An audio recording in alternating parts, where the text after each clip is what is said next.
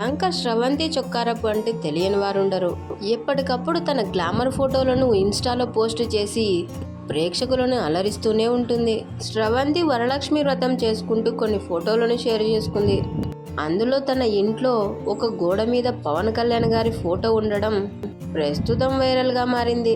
Pawan Kalyan guarantee నాకు చాలా అభిమానం, నేను వీరాభిమానిని అంటూ చాలా సందర్భాల్లో చెప్పుకొచ్చింది స్రవంతి.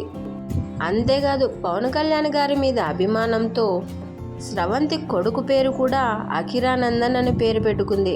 తన కొడుకు పేరు మాత్రమే కాదు, తాను నడుపుతున్న బోటిక్ పేరు కూడా పవన్ కళ్యాణ్ గారి కొడుకు పేరు కలిసొచ్చేటట్టు అఖిరా లేబిల్ అనే పేరు పెట్టుకుంది. స్రవంతి ఇంట్లో గోడపై పవన్ కళ్యాణ్ గారి ఫోటో ఉండడంతో పవన్ కళ్యాణ్ గారికి సామాన్యులే కాదు సెలబ్రిటీలు కూడా అభిమానులు ఉన్నారు అంటూ తెగ వైరల్ అవుతోంది. స్రవంతికి పవన్ కళ్యాణ్ గారంటే ఎంత అభిమానమో మరోసారి బయటపెట్టింది.